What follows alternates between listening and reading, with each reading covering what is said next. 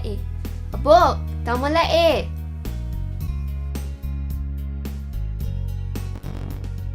Ay lehoragi ko adude. Tamo, ay paige. Nang tamo lae ba? Ngay ko, abok lakige.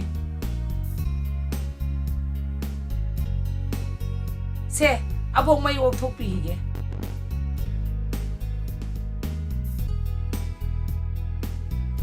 Yare. Pareda, isula edana. Abok yam nungayre.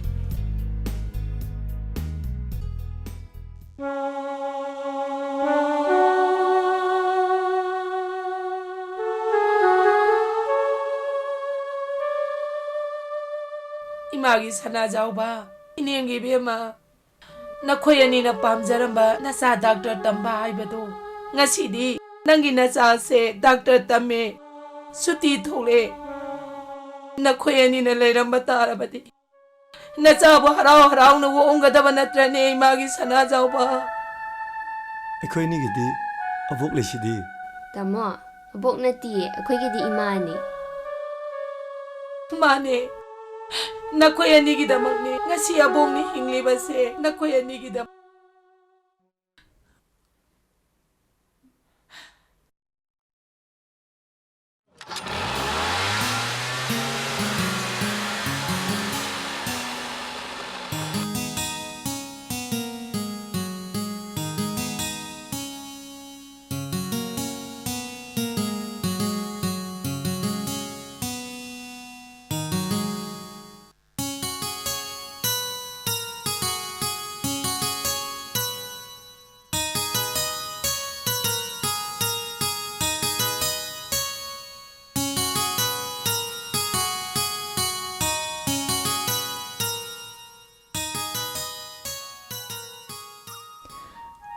Kayang kuiragi lakba?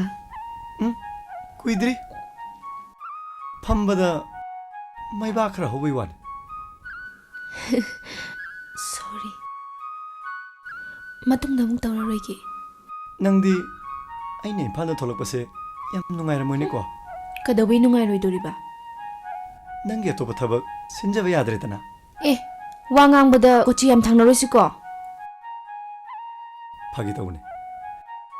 Rasia, nang aigi sa nupi Purnimado. Amutati khango.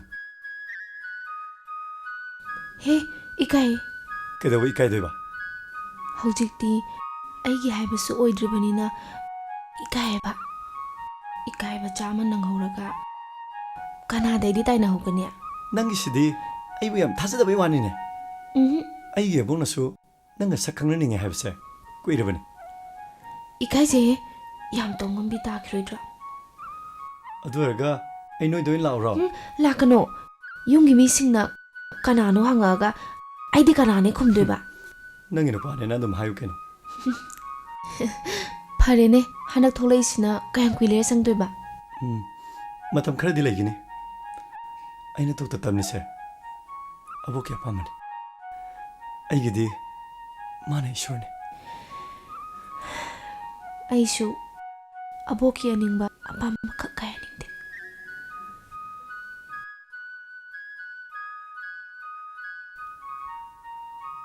Aina doctor oraga nanga iga lohongbini hairibani. Kanana? Aigi thamoina haiba.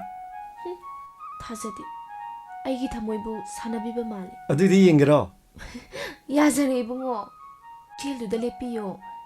Nangna halakba ngaijaramgi. Nang nangayangani khanduna aishu halakadoribani. Nangna halakba maikaida leptuna ngaijaramgi. Fazana leram.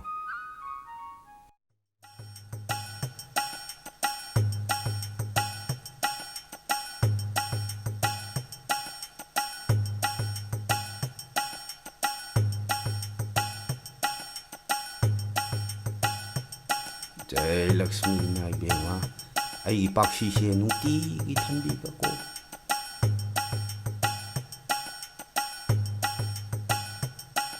ai gi pakshi se nuti gi thandran e Jai Lakshmi Nai Bema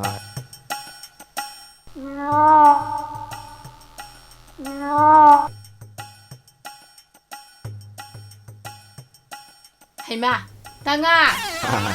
Ibema. Duktu buthara ka muthapi du bukari gino. Ibema hayeng amung thana na bu muthalim ni ne. Lengjalu. Kari tana sigya. Tanga, ting manga hakta pibi da ba yadre ne. Kaya gino ne. Tula ahum khakta ni tanga. Tula ahum. Jam de da. Ay. Pige ko, ay pige.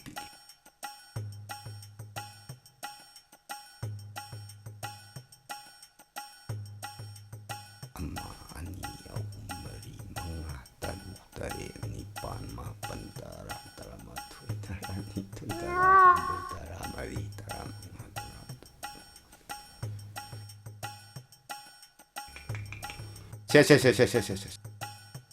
Tangangi dine. Nang apamba paisa pini. Sendoi da bune. Soidra lore. Sendoi soiba nupi na tega tanga. Aduna bu tangang na. Yarim dina nang siya. Ha. Se. Amuk satsarage. Yoro.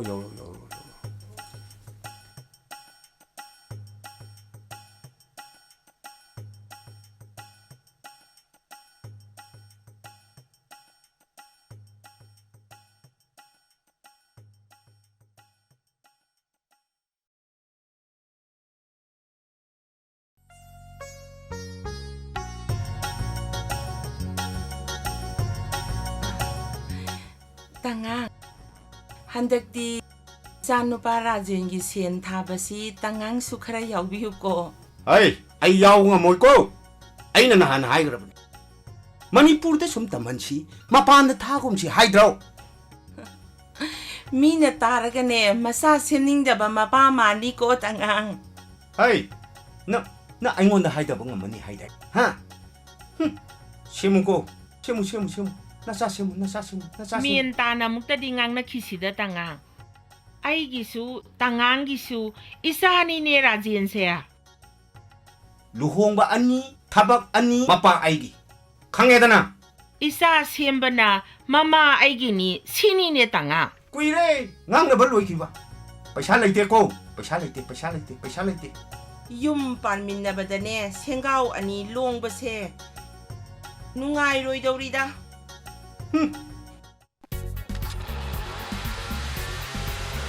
Asina mo garay siya luri ba? Ima, tamo na hayang paisa tharo na telephone tora mane. Ay, nang na mo garay siya luri ba? Ima na biyo chalubo ne baba. Hari basi tabire dana tangang. Ay, mamang thagi, dukan anigi bhara. Aina lobra, lobde dana. Lobro. Paisa laite ko. Paisa laite haribisni. Paisa laite haribisni ko. Ima, aikoy baba se masa nungsiba khangdaba maliko. Hai, paisa da ngauri bani ne. Masa nung sida banati ne nupi masa. Ima, dukan bhara piyo hairu sira ima.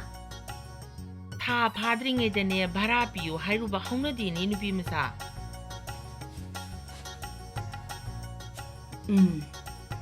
Bima. Imaga thaba ama sataba yadre. Dai dano mama. Lauda. Gari thauro lauda. Imaga thaba ama satlusi lau.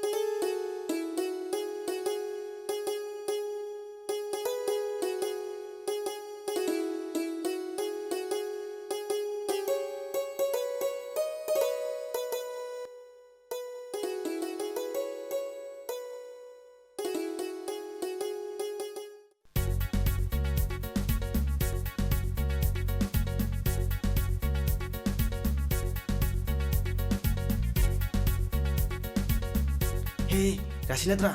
Hai, aigi thamoigi rani do nisidi. Ngako Rasi! Rasi, ngako! Sit sangre bungo.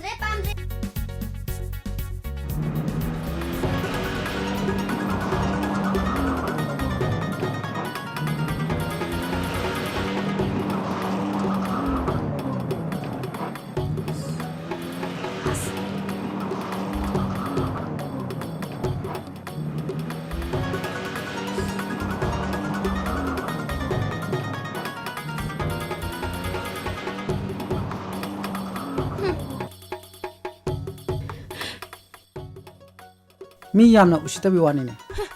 Sit sangre bungo. Hai sibu, number ga the pro. Nupi ne kaina. Usita bai wara.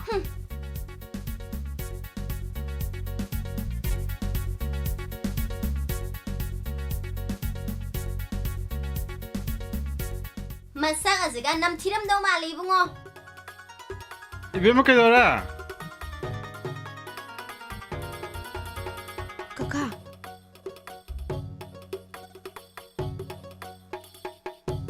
Kaidori bungo. Cho. Jacket se hando. Demse.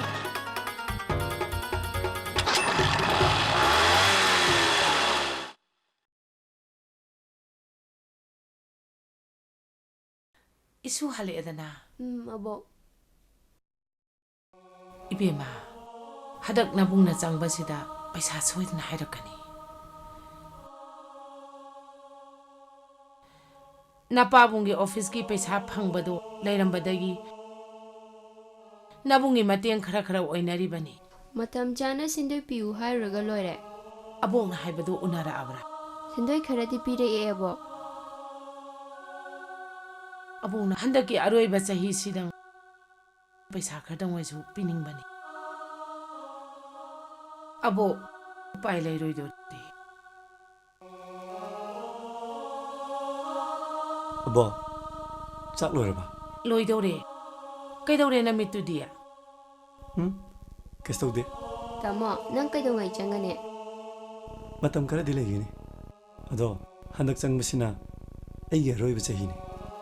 Isu na doctor oiraga thoklakpaduni ko abok na ngairamgadori basi. Abok, aigi chal purnima sir. Maraiba yam thirabani. Karigumba imaga babaga do masa khangjaramlabadi. Kharasu phagadabni. Abok kiloya. Abok lairi basidi. Nakhoigidamak kari wali. Abok lairi. Abok hingli ne abok kiloya. Abok hingli.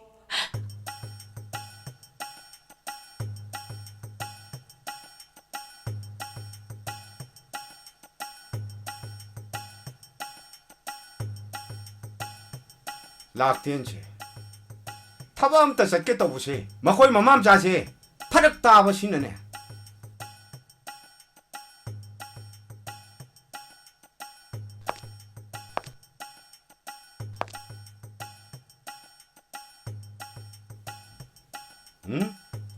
ꯌꯥꯗ꯭ꯔꯦ ꯑꯩ ꯆꯠꯂꯒꯦ ꯂꯥꯛꯑꯦ ꯍꯩ problem ꯂꯥꯛꯑꯣꯅꯦ ꯑꯩ ꯊꯕꯛ ꯆꯠꯊꯣꯛꯀꯗꯧꯔꯕꯅꯤꯅꯦ ꯂꯥꯛꯑꯦ ꯇꯉꯥꯡ ꯂꯦꯡꯗꯤ ꯂꯦꯡꯊꯣꯛꯄꯤꯗꯧꯔꯦ ꯋꯥ ꯑꯝꯇ ꯍꯥꯏꯖꯍꯧꯈꯤꯒꯦꯕ ꯀꯔꯤ ꯍꯥꯏꯒꯦ ꯍꯥꯏꯕ ꯀꯕꯣꯛ ꯂꯩ ꯇꯉꯥꯡꯗ ꯁꯅꯥ ꯑꯃꯇꯪ ꯕꯟꯙꯣꯞ ꯊꯝꯒꯦ ꯇꯧꯕ ꯁꯅꯥ ꯀꯅꯥꯒꯤ ꯁꯅꯥꯅꯣꯅꯦ ꯑꯩꯒꯤꯅꯤ ꯀꯩꯗꯧꯔꯒꯦ ꯇꯉꯥꯡ ꯅꯪꯒꯤ ꯌꯥꯏ ꯁꯅꯥ ꯑꯣꯏꯔꯗꯤ ꯌꯥꯏ ꯇꯨꯂꯥ ꯀꯌꯥꯒꯤꯅꯣ ꯇꯉꯥꯡꯅ ꯄꯥꯝꯕꯗꯣ ꯄꯤꯅꯤ ꯀꯩꯗꯧꯔꯒꯦ ꯑꯩꯁꯦ ꯁꯥꯃꯨ ꯂꯣꯏꯕꯤꯅꯦ Kay wano.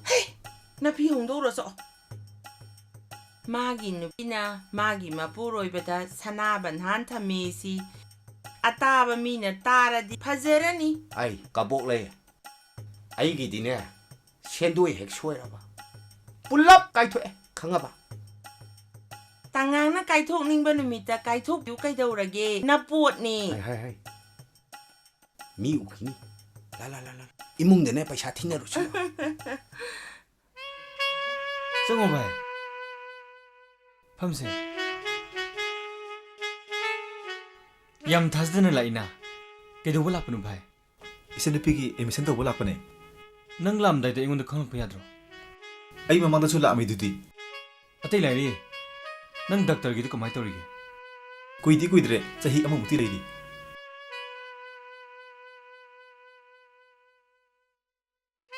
अतैदी लाइने मरु कुइदी क्यां वालेगे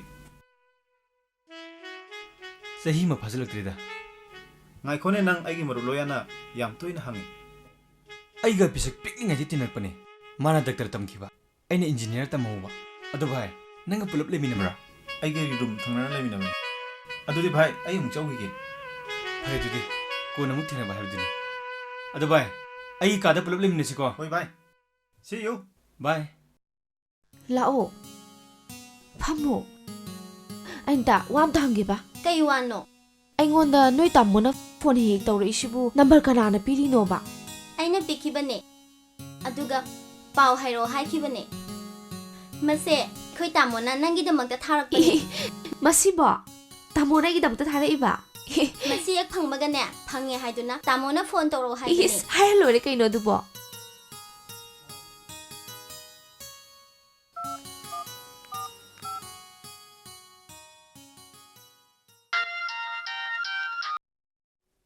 hello tamoro ai rasi ne rasiro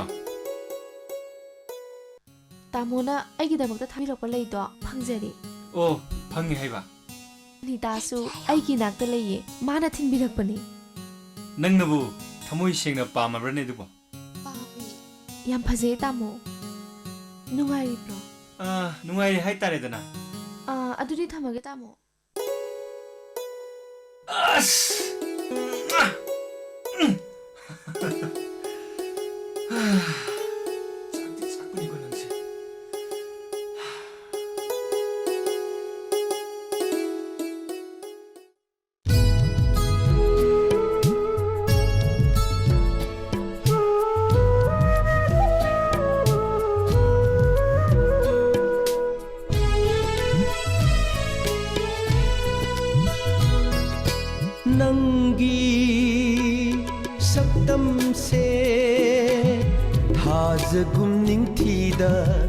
नंगी पुक्सेल्दी थाबलगी इपोमनी असिक्प अहिंदा नोंगदोलिक लाखिकपगुम नंगी माइथोंबु येंगलु खुदिंगदा अइगी थमोइसे इंहल्ले अइगी थमोइसे इंहल्ले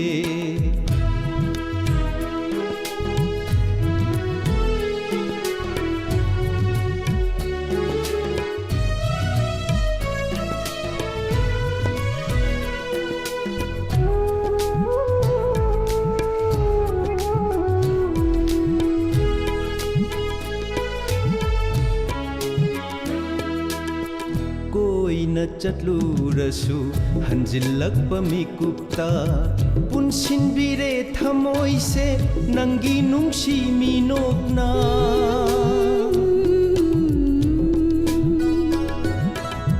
कोइना चटलूरसु हंजिल्लक्प मिकुप्ता पुनसिनबिरे थमोइसे नंगी नुंगसी मिनोकना थाजगुम निंगथीरबी लैनागुम तनौरबी थाजगुम निंगथीरबी लैनागुम तनौरबी आवाबा काया कावहल्ले नंगना अइगी पुनसिगी लैपुलनी नंगना अइगी पुनसिगी लैपुलनी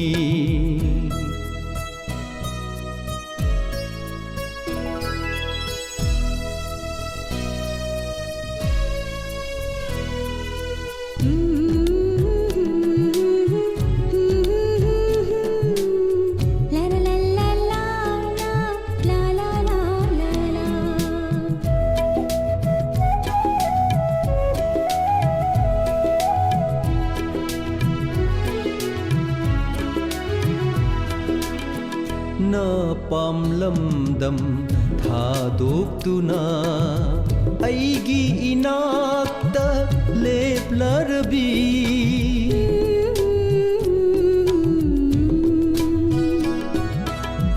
ꯅ ꯄꯥꯝꯂꯝꯗꯝ ꯊꯥꯗꯣꯛꯇꯨꯅ ꯑꯩꯒꯤ ꯏꯅꯥꯛꯇ ꯂꯦꯞꯂꯔꯕꯤ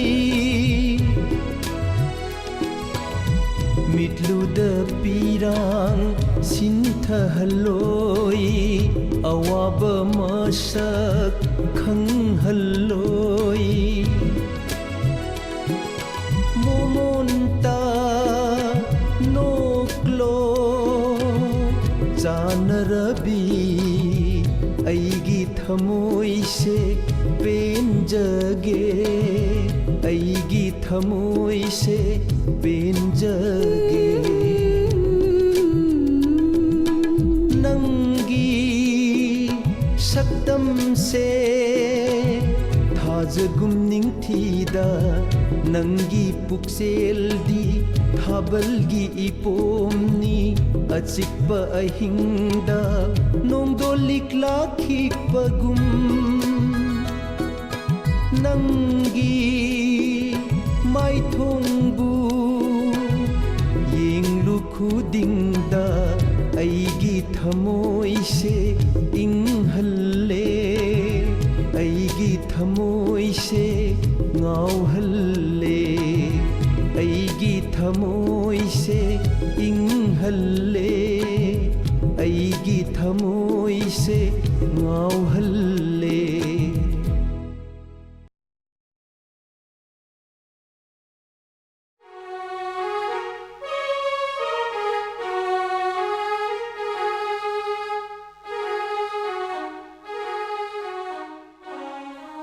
ꯑꯕꯣ 이싱지 기타 해비로 ꯍꯣꯏ ꯍꯣꯏ ꯑꯕꯣꯛ ꯍꯥꯏꯒꯦ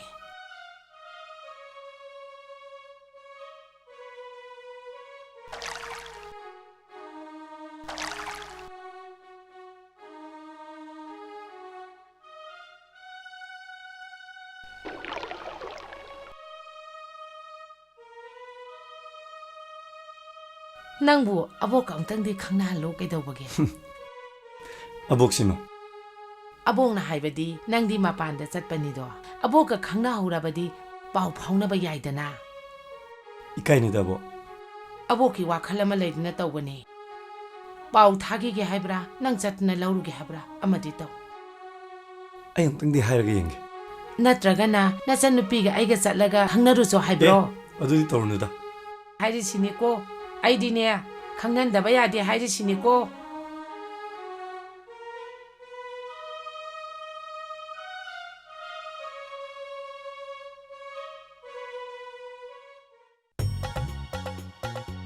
ꯂꯥꯏ ꯏꯕꯨꯡꯉꯣ ꯉꯁꯤꯗꯤ ꯄꯣꯠꯁꯤꯠ ꯆꯥꯁꯤꯠ ꯌꯥꯝꯅ ꯐꯍꯟꯕꯤꯌꯨ ꯃꯤ ꯌꯥꯝꯅ ꯆꯪꯍꯟꯕꯤꯌꯨ ꯌꯥꯏꯌꯦ ꯍꯦꯛꯇ ꯂꯦꯡꯊꯣꯛꯄꯤꯔꯛꯑꯣ ꯀꯩꯗꯧꯔꯦ ꯉꯔꯥꯡꯗꯤ ꯕꯣꯝ ꯄꯣꯈꯥꯏꯒꯤꯗꯅ ꯄꯣꯠ ꯑꯃꯠꯇ ꯁꯤꯜꯍꯧꯗꯔꯦ ꯑꯩꯗꯣ ꯎꯁꯣꯞ ꯑꯃ ꯆꯠꯆꯔꯨꯕ ꯍꯣꯏ ꯐꯅꯤ ꯐꯅꯤ ꯐꯅꯤ ꯊꯝꯖꯔꯒꯦ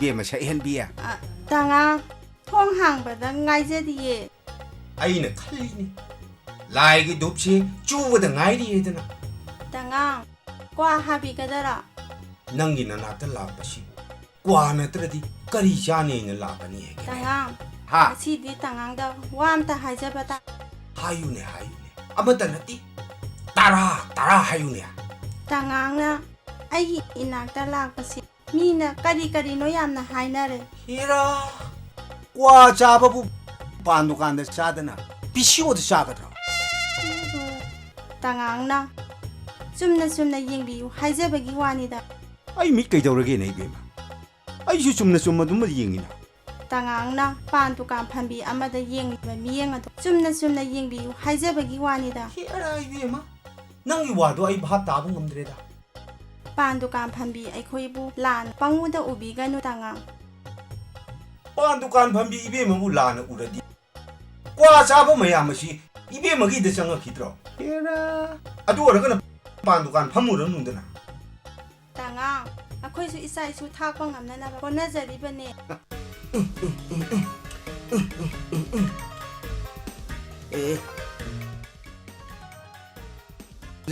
아래 한지 두 바다 바다 라고도 싫어. 말부 아시엔지로 사팅버 사라가 한지 랑나시라 무뚱대 떡드는 랑나시.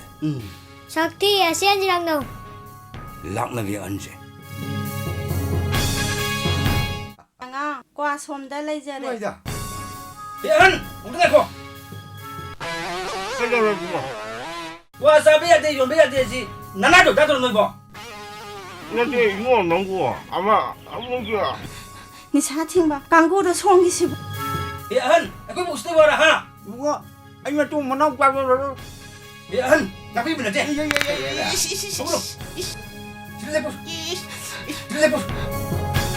누가 아니면 또 만나고 가고 Kuri, tak suruh dia. Lapa yuk.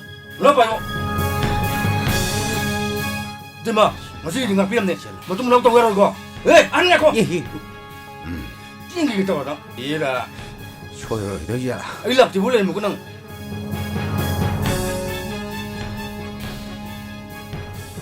사이마 땅이 여러디 젤하오라게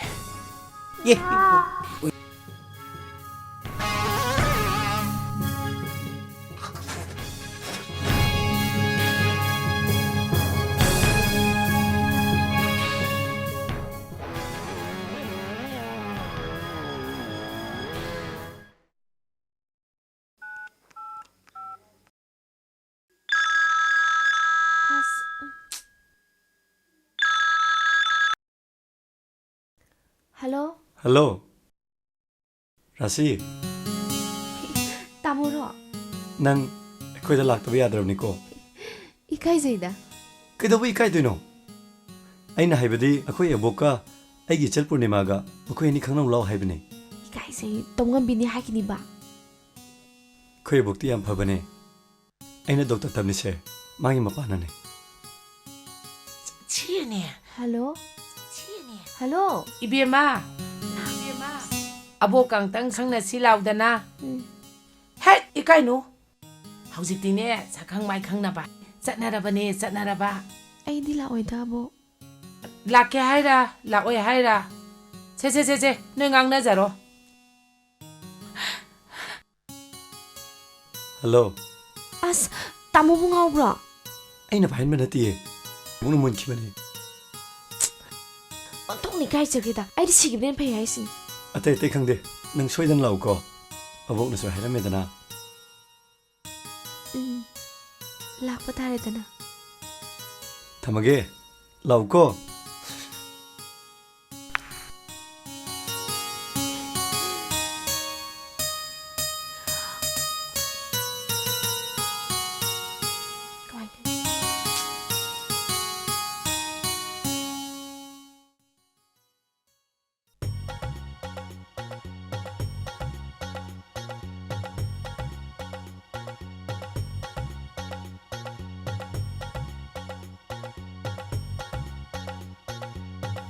와 자자 해보도 시 두칸시대 시작하세요 사시.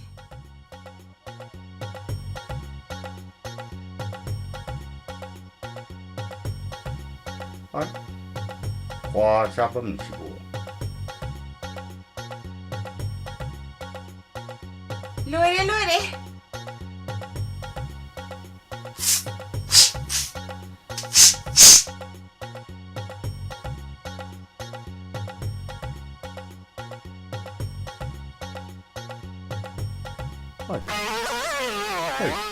거복 리너들은 하이 거복 라이 하이 거복 라이 아이 시래래 하이 나는 도기도 원해내나 아이 시래래 오늘인 해. 신의 도마보 마마이 이타 해타다나 섭 만나봐도 해. 예 꼬자수 마이 탕원 그래 Kay ni paano na nang bo?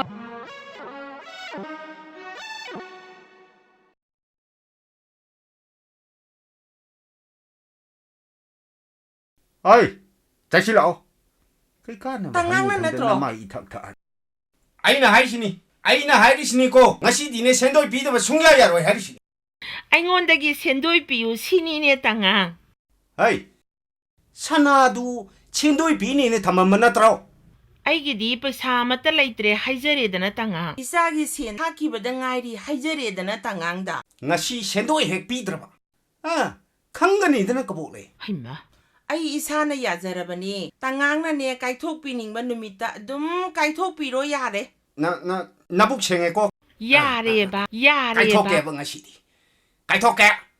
ꯀꯥꯏꯊꯣꯛꯀꯦꯕ ꯈꯪꯒꯅꯤꯅꯦ ꯅꯪ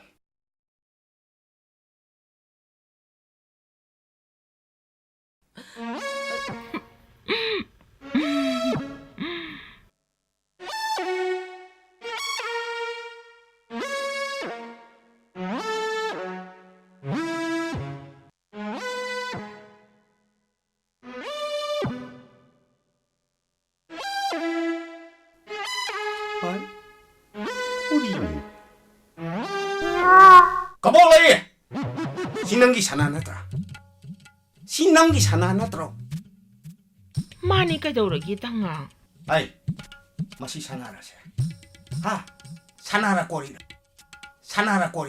हा कोरीनी कदौरगी तंगांग तंगांगना पैसा पिनिंगदबदुदा आइना सुमना सुम थम्बा हा नंगना चुमना सुम थम्मीबा औ ꯁꯦꯟꯗꯣꯏ ꯄꯥꯝꯈꯣꯗꯅ ꯀꯝꯗꯧꯏ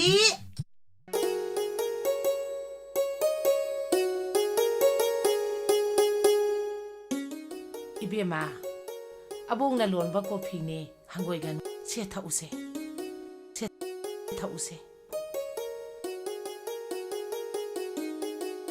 अबो हुजिक्तगी करी हाइन कोरसिगे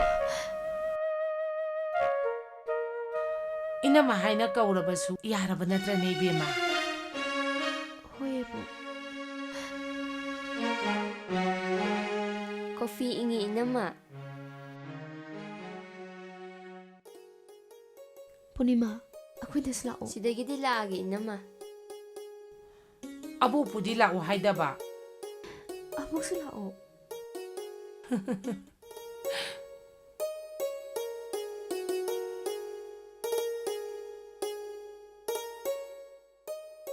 इबेमा नबुंसु लाए लाओ चंगो फमु है वाम हाइगे लाओ इनमा फममुको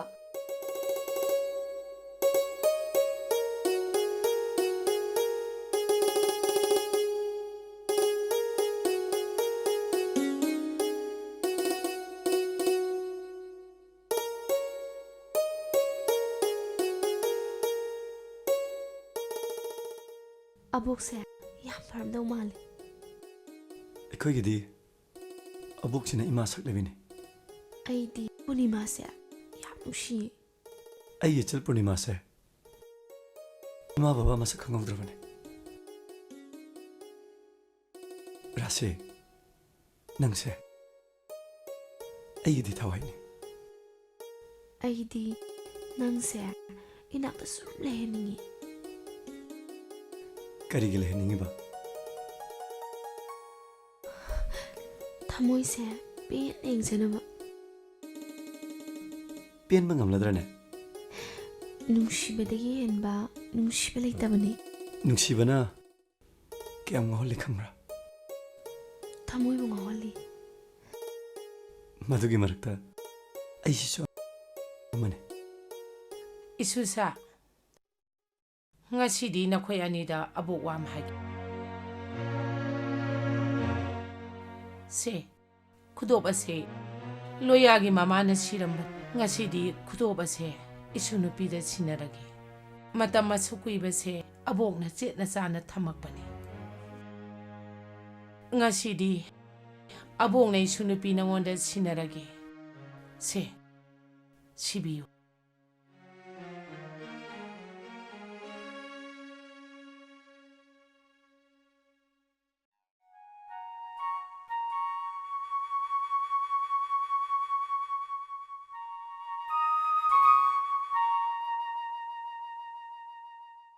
Pele, abok nungairi.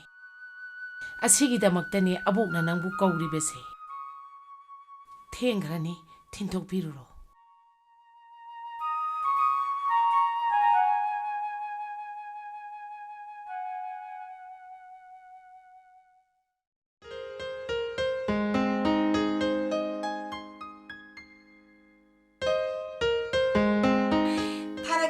타락가니 이사기다먹다부 그동 타락다니게 나마 사무 로비 레이리시디 이마기 레이트라수 나바붕다기 라우라가 타라 알로이레 그동라게 이사기다먹다보 하 그이노니 시보 모이당아 살리브라 사타브라 무다 옌비우세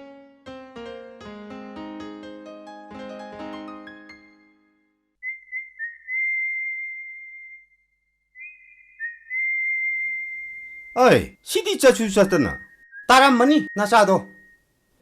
땅아, 아이수 가리 삼바 역저렇게. 야니, 아이 숨 잠자겠고. 아이 독 잠자게. 여기라 끊어. 아이 독 잠자겠고. 아이 독 잠자게. 아이수 역렇게 그도. 여기라 끊어 하이비니 미는 거. 하이마. 산도네 사와네 아와트 빠마타 헤글레이테다 곧. 땅앙기 마이통세.